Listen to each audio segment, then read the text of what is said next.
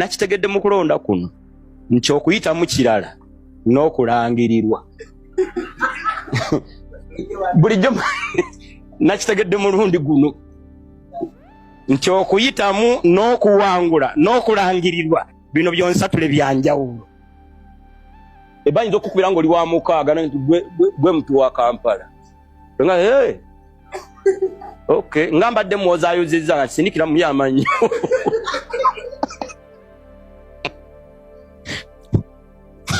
nga nadde nzikiriza nti bampangudde gwe oli musiru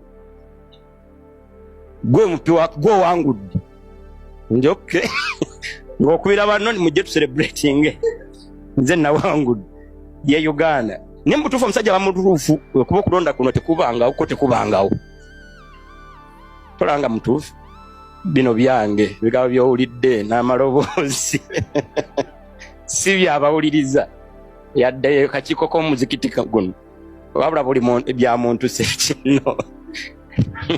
Maka ga Bobi Wine nti ye poliisi mukyaliyo eri mu makage tulina deployments around amakage kubanga tuyina interests nga security n'okulaba nti tewabaawo obumenyi bw'amateeka obubalukawo nga businziira okuva ewuwe. Curfew ndukutamala abuuziza nti waliyo curfew tewaliwo curfew kubanga curfew ndoza at least bwenkinyonyola nga mu Luganda curfew ye nga bwe mwalaba bwe twali mu lockdown ya COVID entambula eba restricted wabaawo okusoomozebwa kungi mu bantu abaagala okutambula okuvaana okudda eri naye kyetuyina ye police checkpoints waliwo ezimu eziri ku highways waliwo ezimu olusi abapoliisi baffe ze bakola mu lufuuti lwaffe tuziyita snap checks nti oyinza okuba okyavuga ng'ogenda kyali wajala ogenda okusanga nga tusuddewo ndoza mutera kukiyita emisanvu oba ekiddo naye usually guidance gye tuwa abasirikale baffe nti bwe basuulawo checkpoint eyo banoonye ekintu kye baba beetaaga bwe bakusanga nga toyina buzibu bwonna n'amateeka bakute ogende naye bakirizibwa n'okukwata bwe baba bakusanzeemu oba nga bakuteebereza obumenyi bw'amateeka naye bwe bakwata balina okutwala ne bakutereka mu kifo ekituufu ate ne bakuprocessinga mu budde obutali bungi. So tuba tu expectinga nti balina okurespectinga human rights z'omuntu oyo bwe baba inconveniences. Minisita bwe yandibadde alina kyayagala okukola yandibadde ayita mu mitendera emituufu ng'ayita mu kwebuuza ku bakulembeze abatwala ekibuga kubanga tukimanyi bulungi nnyo nti ekibuga kino kiddukanyizibwa abakulemberwa Lord Mayor. Kyesimanyi oba Lord Mayor yeebuuziddwako n'abakulembeze abo naye abakulembeze abo baŋŋambye nti tebeebuuziddwako n'akatono. Awo nno kwe kukitwala nti minisita kiyakoze kimenya amateeka era tekisoboka kukolebwa. Tumanyi bulungi nnyo nti Kampala Capital City Authority ebadde mu nteekateeka y'okukola etteeka eriruŋŋamya entambula y'ebidduka mu kibuga gye bayita Kampala Public Transport Ordinance eya 2024 era ng'eyo egenda kuluŋŋamya entambula ya bodaboda entambula ya taxi ne loole era ntegeddeko nti ordinary meeting oba council meeting egenda kubeera ennaku z'omwezi 24 omwezi guno gwennyini. Kati awo twebuuza etteeka minisita mwe yayise okukola directive ey'okugoba abatembeeyi eyogoba ababodaboda n'abataxi mu kibuga nga netteeka terinaba. Example ya Mutungo Parish. Mutungo Parish tulina abantu 12,000 naye temuli mu katale nakamu. Temuli mu katale. Nti omuntu waba ayagala ng'otaddewo embeera eyo oba ayagala ennyaanya alina kuvuga kugenda Nakawa. Nejjukira nti abantu baffe bali ku mmere ya leero. Kyafunye kyakozesa. Sente ezigula ennyaanya ez'ennaku 2 ze sente zalina okukozesa mu transport ogenda okuzigula. Kati omutembeeyi wagiramu awo tize kantu nsobuweereza eri ono atalina katale.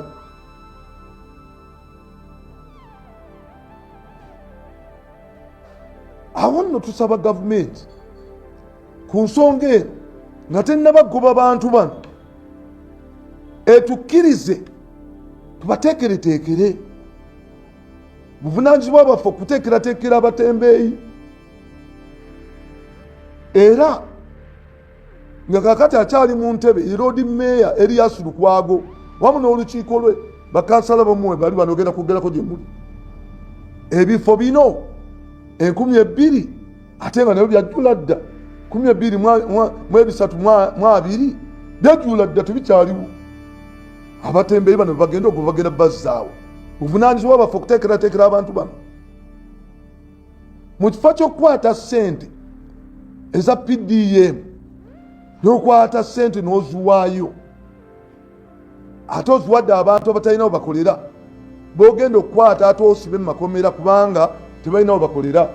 Lwaki ssente zino tezikozesebwa mu kuzimba obutale n'ofuna ogenda okuteeka abantu bano? Ni bulungi nnyo nti kanso ekulemberwa Road Mayor Erias Lukwago yaleeta ekiteeso ekyokuba nti baddira streets 4 kwe kuli Kafumbe Mukasa, kwe kuli Namirembe, kwe kuli Allen Street ne Sebana Street. Nti ezo akawungeezi ku saa 11 abatembeeyi bano abakyala abanaku ab'abasirikale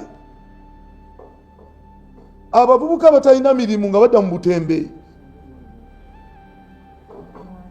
bannamwandu n'abalala abantu abaliko obulemu abavubuka bamaama abatalina baami badde ku luguudo ssaawa 11 ku nguudo ez'ennya era baweebwe license oba baweebwe permit ebakkiriza okukola. Abalala tubateekerewo obutale naye obutale tebuzimbiddwa. Kati tulina akatale kegundi akazimbibwa Kitintale kakamala emyaka 5. Gavumenti tewaddeeyo ssente kuzimba katale ako tusobole okujja abantu ku nguudo bafune decent workspaces. Tokikoze. Nejjukira nti gwe olina obuvunaanyizibwa okuteekerateekera abantu bano mu tayimu eno olw'okuba bamaze okulonda. Oyagala bajja ku nguudo naye nga balina okuzza abaana mu masomero, ekyo kikafuuwe. Kikafuuwe. Sigamba nti tugenda kulwana program za gavumenti. N'ekyokubiri tulina okutambulira ku nkola y'amateeka. Etteeka liri mu kukolebwa obukolebwa ate directive tesobola kukola nga directive kulwayo erina kuyingira mu tteeka eririwo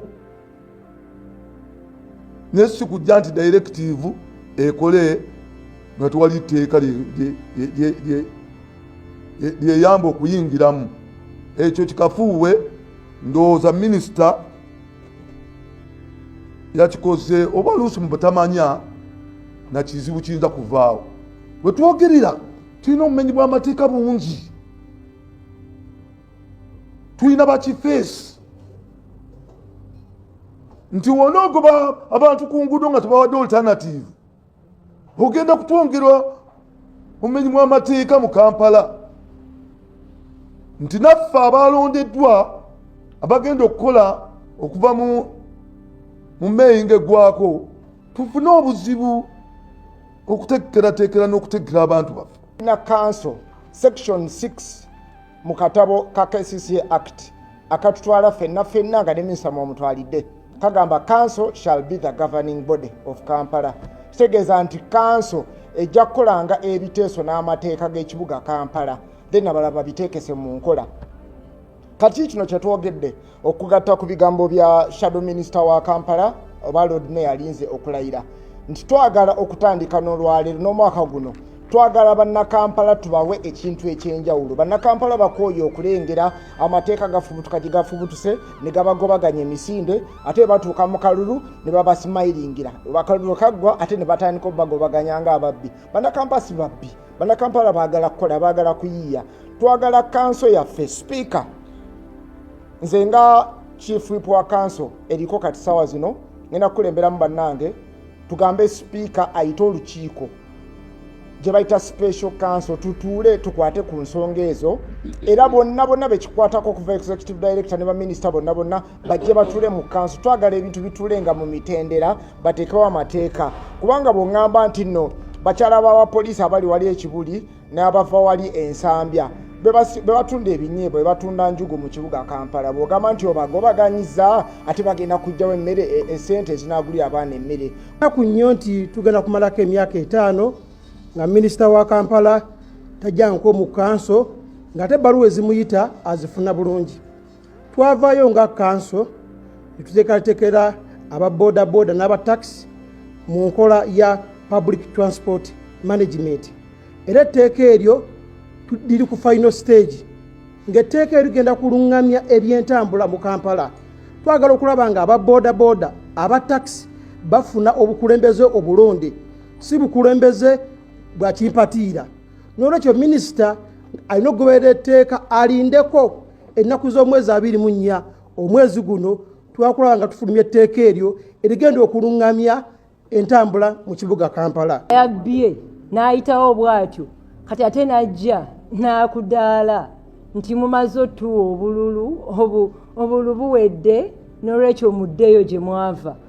Kyannaku nnyo nti omukyala maama w'eggwanga bw'atyo baasazeewo.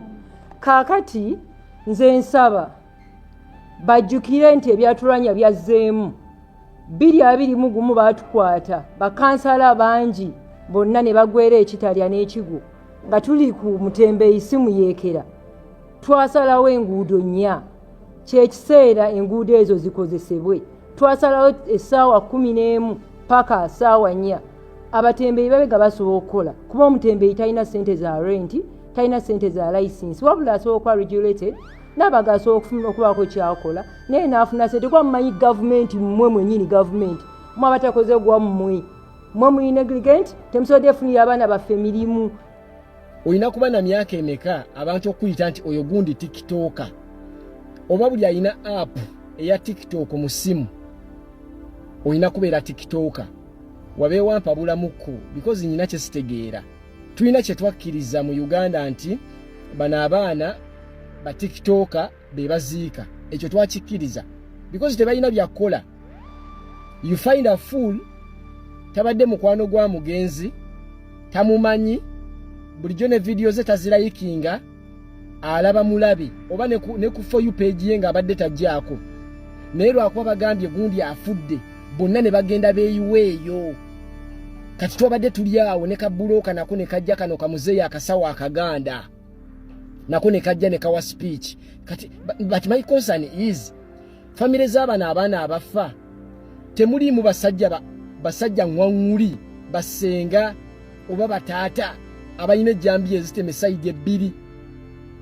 Kyakubiri mu family yonna ebeefiiriddwamu omuntu temulimu bantu basobola kuwa speech ng'ovudde ku bano bammere ekuza omusege. Bano abaana these younger boys and girls abamu bayita ba younger boys naye basajja bakulu bajjeeyo okukola fujjo kufuna likes kufuna views. Kati kano kamuzeeyi kagenze ne kajja n'ebisumuluzo oba bigula masabo oba bigula toyi za ku usaafi oba bigula wa oba kyuma kya kasooli naye n'ekyuma kya kasooli kinene. Oyinza osanga nga ebisumuluzo byakana akasajja bye kabadde nabyo kuliko tricycle ziri ezasooka ozimanye ezaliwo ku abalaba kubuno obukumbi mu mukyali bato yo lucky waliwo buno obukumbi bwe batuwedde obote obwo obukumbi obwenkana bwe buti gavumenti ye yabutuwa naye waliwo ogwo omulembe kufulu ze twalina kati nalabyeko ekisumuluzo nga kyefaananyiriza eky'omulembe ogwo mu gyataano eyo nkaaga naye nako kazeka wa speech ku mulambo gwa munne kati amasking gundi gwe faaza ani ono kana akasajja omuwala abadde mukwano gwo relative wo mukwano gwa sister wo speech ogiwangaani nga tikitoka that is why I'm asking emyaka gya tikitoka giyina kutandikira kwemeka era tukoma kwemeka oba buli muntu alina tiktok mu simu that person is a tiktoker bantu mwe mutama you be too much ebyaddala mujjana nga bajja bawunya ebizigo muli muno obuwala bwammwe buno bwe mugamba akukamaama bumaama bujja buwunya ebizigo n'owulira pokereya bamuyita pokereya n'owulira gundi ono bamuyita bati ono gwe bawera mu Uganda abagundi be bamwagala ennyo oyo ayerusizaawo obuwala bujja buwunya jiiki ne bujja n'ebikooyi ne babisibamu wano mu kiwato mubeera muze mu fashion show muba muze kukola kikutulaga nti mulina obubina obunene muba muze tulaga motoka ze muvuga nojja mulumbe lwa munno notandika okulirayo effujjo nojja mulumbe lwa munno lwakoze mulaga motoka gy'ovuga totereera dakiike mu bbiri ng'ofuluma ng'oteekamu alamu ng'ekaba ng'ofuluma ng'onyigo alamu buyina amaalo tebuyina byakola bwe buziikira buli wamu fine okuziika tukkiriza but then don't be too much okay and you can find out nga bano abaana mu bika byabwe tebaziika ne mu famire zaabwe nga tebaziika naye nga beefuula abafaayo ennyo ku mirambo egy'enjawulo ne bajja ne batukaluubiriza ne banywa obuugi ne balya obutogo senga we mujja ne mutandika okwoza ku bintu muyase ku nku owulira muyimbire mukubaza okungubaga muzine ku mazina kubanga gye emirimu gye mumanyi nosanga omusajja omukulu omulambo tagumanyi tabadde mukwano gwe tabadde ki naye n'aleetaawo n'atuulaawo kati kamuzeeyi kazze n'ebisumuluzo bwe keereesinga kalemeramu ez'embeera z'ababulooka ezo omanyi bulooka ne bannamasaka abedda soogera ku baakati baagala nnyo okwata ebisumuluzo kimu bibiri ne bano abavubuka ab'amaalo ayogera kutunuzaamu essimu olaba amaaso gaayo omanyi iPhone 17 omanyi n'omugamba yufuulu essimu eyo tejja mu nsawo lwaki togiteeka mu nsawo ebyo ebisumuluzo by'otambula ng'owubawuba eby'emmotoka kimu bibiri n'okalya alamu abantu n'obamalako emirembe bwe mba mwagala nnyo okuziika mugende muteba nnyammwe mubaziike ensi etereere gyo too much kamera ne zibeera nga kamera tewali kkomo lya kamera muri mulumba olumbe sirwa nnyoko sirwa kitawo wokwata kamera bw'ogizze eno bw'ogizze eri bw'ogizze eno n'ofuuka ekitagasa muunya ensu ne mutambula nga muunya buli wamu abantu ne bava mu kkungubaga ne bakwata ku nnyindo temulina byakola oli afudde ku mmande tubasuubira okuba ku mirimu kuba omuntu tomumanyi abeewamwe nga tobaziika naye ne bajja ne bawuunyeera ne bajjula buli wamu ne babawa n'ettenti naye nze neendaba omuntu ewaffe bosi olunaku god forbid saagala kweyitira miswiba naye olunaku lwe ndifuna emiswiba nendabayo tikitooka nja kukutema ejjambiya bakuziike n'omugenzi I'm telling you this nyamu nota tikitooka nedda nze ni musajja mukulu lwakuba abasajja bakulu bannange ne bakazi bakulu bannange for them they are stupid beyita ba tikitooka mu Uganda okuyita tikitooka oba kireereesi oba tolina byakkola osegedde mubanga bano abalya ku nnyimbe wakati ofumbye naye buli kyowulya n'ogendayo ne mugenda nga muwunyeera bayina enkyakya olina omulaba n'oluwumu atudde kumpi n'abakungubazi ab'obuvunaanyizibwa bonna ne basituka mu ttenti lwakuba butikitooka buzze mbwomanyi gundi alina following gigenda oziikemu nnyoko mugende muteba nnyammwe ne bakitammwe mubaziike kirabika mwagala nnyo ziika ne funeral services emirimu gyagiweddeko babawe emirimu mutandike okukaaba mukabirenga nga abakungubazi tumanye nti bannange omuntu afudde nnyo naye you be too much musukka mufune ebyokukola atalina byakukola genda okwate ensuuluulu osime ekiswa nga bw'okiza. Abalungi abatuwuliriza era abatulaba, olunaku olwaleero tukyaddeko ewa Sheikh Ashraf Dembe. Ssebo nsanyusa okubalaba. Amannya agange nze Sheikh Ashraf Dembe. Akola ku bizibu by'enjawulo. Omuntu singa aba alina ebirwadde musomereddwa, tumuwa amazzi ga lukuya nga bw'obadde ogalaba, tugenda abantu ku kyoto ne twokya emizimu emibi egibabaamu. N'okulomba edduwa abantu singa abeera ng'ali wano atuuse sobola okumulombera edduwa, ne waba atatuuse nga mpadde amannya ge naye ng'ali wala. Neetaaze ennamba yange yeeno eri 07 01 76 37 11. Nammwe bannyinaffe abali ebweru oyagala okuba nti oyagala okulombera ku dduwa ng'olina ebizibu viza zibuze amaka gakolongotana sente zikola zimpita mu ngalo ojja kumpeereza ekifaananyi kyo n'amannya go ebyo byokka bijja kummala nja kukulombera edduwa ojja kutereera. Olunaku olusembayo mu mwezi mba n'edduwa ey'awamu ffenna n'abalwadde bange abakadde n'abapya. Salaamu alaikum warahmatullahi wabarakatuh.